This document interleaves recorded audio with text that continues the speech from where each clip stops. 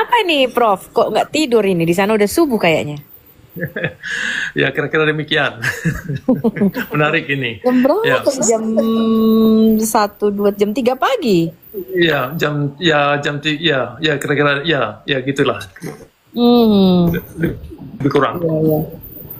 Ya, senang sekali Silakan, silakan Bu Sugi. kalau kalau ada teman-teman yang pikirannya terbuka ya, seperti Bapak tadi dengan Pak Cakra ini. Jadi kita bisa berdialog dengan lebih baik, lalu kita bisa mengkoreksi dan bisa melihat memperbaiki kira-kira Indonesia ke depannya harus seperti apa, kan seperti itu yang kita inginkan. Nah, kalau saya sih mendukung aja. Kapan Pak Cakra mau nanti kalau saya live bisa masuk juga ke. Tapi ini yang kedua ini akun yang kedua sih. Yang pertama udah di blok sampai tanggal 10. Nanti saya kasih undangan ke Pak Cakra untuk bisa juga sowan ke apa ke Komalnya Al Hayat supaya bisa membuka mata teman-teman semuanya ini. Lanjutkan aja Pak Cakra, silakan. Oke, boleh nanti di inbox saya ke kapan live nanti bisa saya gabung. Oke, Saya siap. Ya, thank you. ya, baik, baik. Baiklah, kita kasih kesempatan buat Bapak Syafri Lusaini. Silakan Pak Syafri. Oke, assalamualaikum warahmatullahi wabarakatuh. Terima kasih buat Pak Cakra. Waalaikumsalam. Jadi yang pertama nih, pertanyaan saya ke pribadi dulu ya. Iya. Saya pengen tahu nih latar belakang Pak Cakra nih, karena saya kenalnya tuh dari ini akun agama jinasi yang waktu itu mau open debat kan ya. Nah, saya kenalnya dari situ. Jadi saya pengen tahu tuh latar belakang Pak Cakra nih apa, karena di sana juga ada dikatakan profesor gitu, dan sekarang nih tinggal di mana gitu. Soalnya tadi ada ngomongin jam tuh beda waktu gitu. Itu aja dulu. Saya eh, Dibilang Prof nanti digeruduk loh. eh, saya tempat saya berbeda tempat. Nah, itu satu. Persoalan di mana saya ini bukan jadi soal. Yang jadi soal adalah persoalan Islam yang sudah global, yang mengakibat kepada banyak manusia. Nah, itu yang jadi soal. Yang jadi soal di mana agama Islam diklaim agama terbaik di dunia dan Tuhan terbesar atau lebih besar daripada Tuhan lain. Nah, makanya ada takbir, Allahu Akbar. Takbir, Allahu Akbar. Kan gitu. Nah, jadi klaim-klaim gini perlu kita gugat. Apakah ada substansi di dalamnya? Nah, ini yang perlu dipikirkan. Karena sudah sekian lama ada agama Islam di Indonesia dan di atas muka bumi ini, kalau kita evaluasi, ternyata jumlah manusia yang baik-baik daripada klaim yang dibuat, yang dikeluarkan, ternyata tidak imbang. Artinya, jumlah orang Islam sekarang di atas muka bumi lebih daripada 2,5 bilion. Itu luar biasa jumlahnya. Tetapi kalau Anda tanya, di antara mereka di dalam itu seberapa jumlah orang baik-baik? Mungkin hanya segelintir kecil. Nah, ada persoalan apa? Oh, mungkin mereka belum begitu taat. Itu juga klaim itu juga bermasalah. Artinya, di Aceh itu saya terbesar di Aceh, di keluarga saya di Aceh, saya belajar di Aceh dan banyak saya berkawan dengan orang Aceh. Orang Aceh itu jumlahnya umumnya hampir semua orang Islam sekarang. Nah, itu mereka sangat taat, sembahyang, malah pergi haji. Nah, tetapi kalau Anda tanyakan, seberapa di antara jumlah orang Aceh itu orang baik-baik dalam beragama? Jumlahnya sangat sedikit. Mungkin tidak sampai 0,5%. Begitu jumlahnya. Jadi 9,97% mungkin lebih ya orang jahat dalam beragama. Masalahnya apa? Jadi ada masalah di dalam ajaran yang mereka anut yang mengacu mereka jadi bersikap-sikap anarkis seperti kawan kita tadi Bapak ya Abu Hanifah tadi ya. Sikap-sikap yang persoalan yang tidak mau tahu. Jadi sikap yang demikian itu adalah sudah umum dalam masyarakat Islam. Itu belum lagi ada ancaman-ancaman yang lain nanti halal darah dan lain-lain lah. Nah, kemudian secara global juga demikian. Kalau Anda lihat secara global seperti katakan tadi, jumlah orang Muslim yang baik-baik di tingkat global sangat sedikit sekali. Makanya kalau ada perlakuan kaum ulama yang zalim dalam beragama, kenapa orang Islam tidak permasalahkan? Ya karena jawabannya memang dalam syariat Islam, dalam konteks syariat Islam memang diajarkan demikian. Nah, mungkin Anda permasalahkan nanti, oh apakah Nabi Muhammad ada mengajarkan demikian? Oh ya, ya silakan baca sendiri. Dan kali ini kita tidak akan tunjukkan satu persatu. Silakan baca kitab hadis, silakan baca kitab fikih, silakan baca sirah Muhammad dan pendapat-pendapat mazhab. Nah, di situ diterangkan persoalan kelakuan Nabi Muhammad dalam beragama. Yang saya lihat kelakuannya tidak bisa dijadikan sebagai suri teladan. Artinya Nabi Muhammad itu bukan orang baik dalam beragama. Artinya kelakuan yang tindakan atau sikap yang ditunjukkan oleh Nabi Muhammad yang diterangkan dalam kitab Islam tidak bisa dijadikan sumber moralitas dan juga tidak bisa dijadikan sumber spiritualitas. Nah, itu persoalannya. Jadi itu yang perlu dipikirkan. Itu fokus yang sangat mendasar saya kira. Persoalan di mana saya duduk mungkin itu urusan lain. Ya kan? Tapi kalau Anda tadi menjawab latar belakang saya, ya saya terbesar daripada keluarga orang sangat taat dalam beragama. Makanya saya tahu apa yang saya bicarakan. Ayah saya seorang kiai atau tengku kalau di Aceh itu. Jadi saya menghabiskan banyak waktu di masjid, mengurus masjid. Saya azan, saya mengurus masjid lah, musala. Nah, jadi saya banyak menghabiskan waktu dalam masyarakat Islam, dalam mengkaji Islam, dalam peribadatan Islam. Nah, itu latar belakang saya. Jadi persoalan tadi ditanya saya saya ini profesor. Ini bukan gelar yang saya bubuhkan sendiri. Ini adalah kawan-kawan yang sebutkan saya profesor itu satu hal yang tidak bisa saya saya bendung. Itu adalah masyarakat yang memberi gelar kepada saya, itu terserah mereka. Tetapi saya ini adalah orang tani. Saya belajar banyak dari proses alam. Nah, saya tahu bahwasanya alam ini adalah tempat kita luruskan sebuah permasalahan.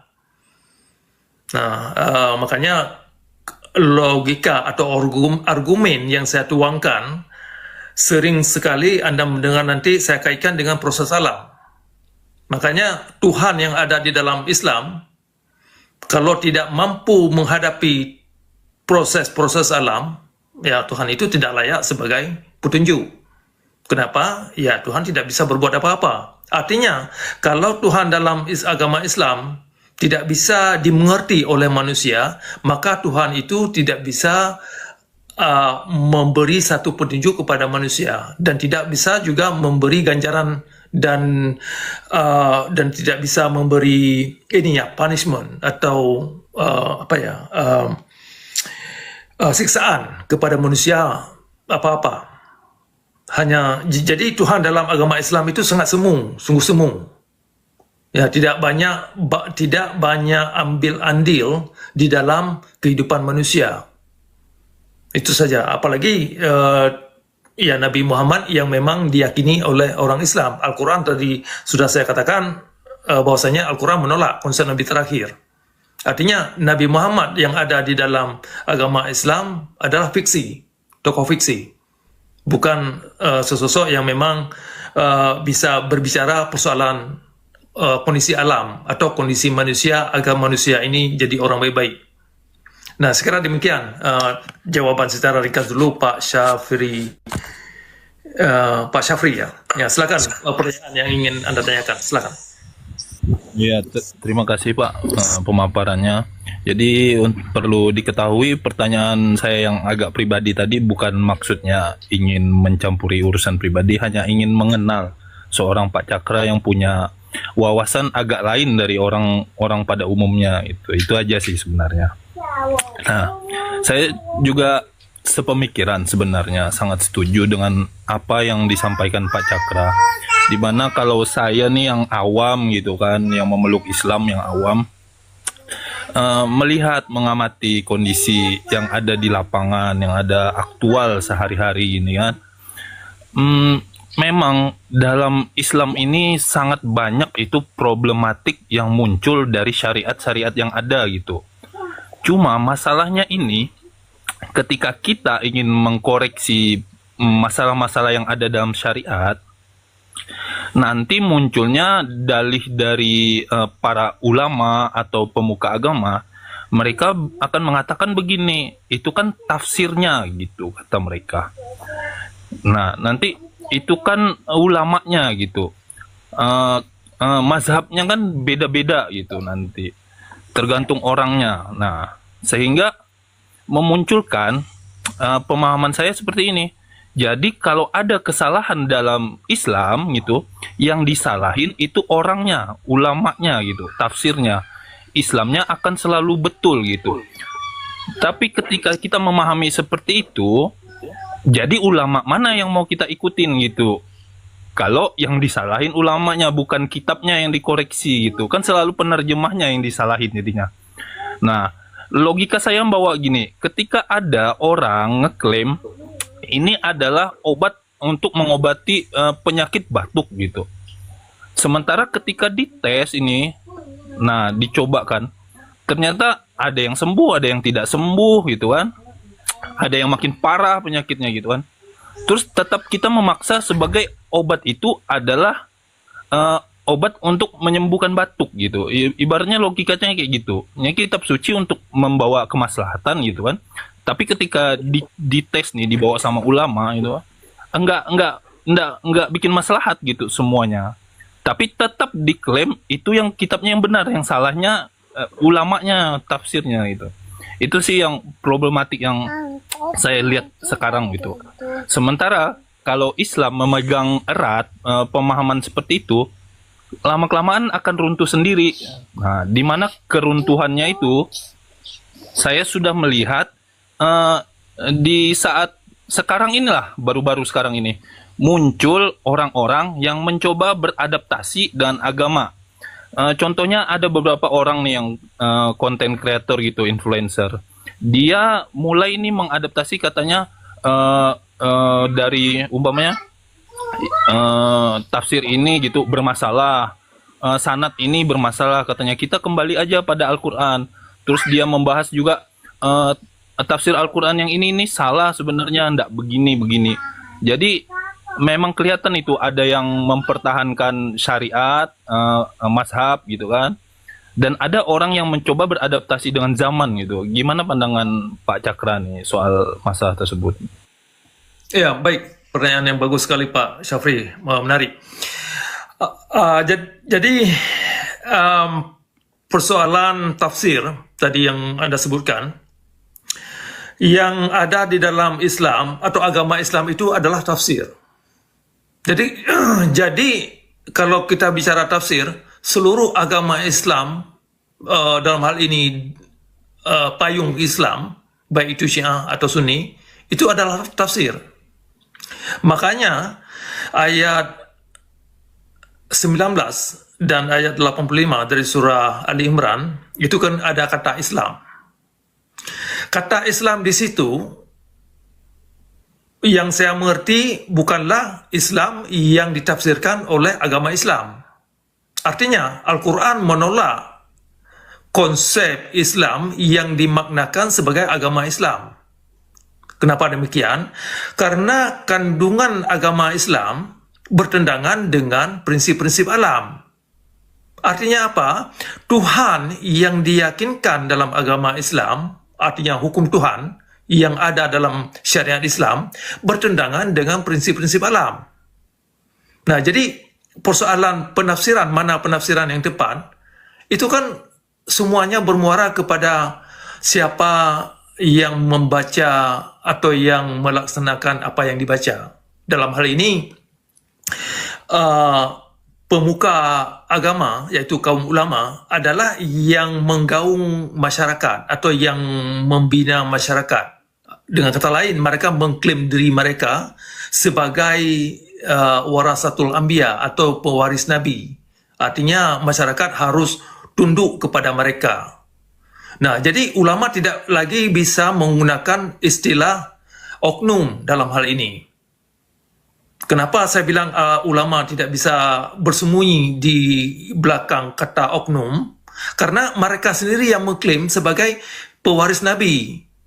Makanya kezaliman kaum ulama dalam syariat Islam adalah cerminan kezaliman Nabi Muhammad dalam beragama. Nah, jadi apapun argumen tafsiran yang mereka buat sebagai alasan, sebagai scapegoat, nah ini tidak lagi mampan, ya kan? Tidak lagi mampan karena kita sudah tahu mereka tidak lagi bisa bersembunyi di belakang layar Tuhan yang mereka gunakan sebagai tempat bersembunyi, nah sebagai scapegoat. Jadi kita harus mengajak mereka tentang persoalan syariat Islam, di mana posisi mereka. Nah, karena syariat Islam adalah satu dimensi yang harus diamalkan oleh umat Islam. Nah, kalau umat Islam tidak bisa menerima syariat Islam, artinya mereka ini adalah bukan lagi umat Islam, kan demikian dalam persepsi mereka. Nah, artinya syariat Islam adalah sangat esensial. Jadi makanya kenapa orang sufi tidak mampu membawa umat kepada orang baik-baik, ya karena mereka sudah tergelimang dalam syar'i atau syariat. Mereka tidak bisa melepaskan syariat. Nah, kalau Anda perhatikan argumen orang-orang sufi, sekilas begitu menggiurkan. Artinya, mereka ini aman kita berkawan. Sebelum Anda mengajak mereka berbicara persoalan syariat, ketika Anda mengajak mereka berbicara persoalan syariat, nah posisi mereka terbalik. Artinya mereka tidak bisa mengabaikan syar'i. Artinya perintah Nabi untuk membakar rumah orang misalkan yang malah ke masjid atau membunuh orang yang keluar dari agama Islam, itu harus dilaksanakan.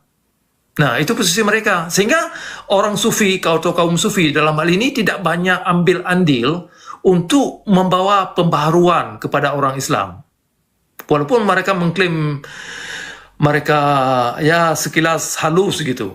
Itu sebelum kita berdiskusi persoalan syariat Islam. Nah, itu masalahnya. Sehingga secara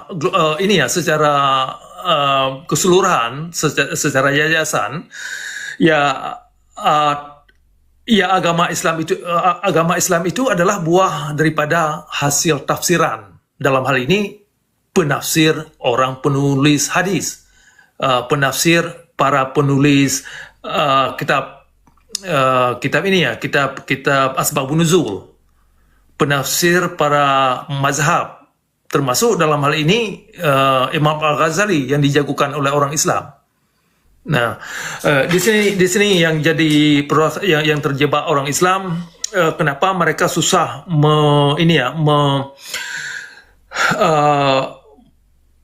memikirkan kepada esensi daripada tujuan agama, esensi daripada tujuan hidup. Ya, karena mereka kalau sejauh mereka terjebak dalam atau terikat dengan syar'i, mereka susah keluar daripada untuk menemukan kebenaran yang hakiki dalam alam atau proses alam. Nah, kalaupun Anda tunjukkan kepada mereka, itu mereka bisa ragu kebenarannya. Padahal itu yang kita tunjukkan fakta yang mereka alami sendiri, yang mereka lihat sendiri, tetapi mereka bisa menolak karena memang kalau mereka terima nanti mereka menganggap iman mereka sudah lemah atau terpengaruh dengan pemikiran-pemikiran sains, ya kan? Itu persoalan yang pertama. Kemudian yang kedua yang tadi Anda tanyakan, ini ya tentang secara keseluruhan memang kalau Al-Quran ini demi kebenaran, demi kebajikan, demi kemaslahatan, dan Al-Quran ini dianggap dari atau datangnya dari Sang Pencipta alam, maka yang dikandung itu harus memaparkan pemikiran-pemikiran yang faktual dalam alam. Tidak bisa berdongeng, tidak bisa terbalut dengan konspirasi teori dan mimpi-mimpi seseorang 1400 tahun yang lalu. Itu persoalannya.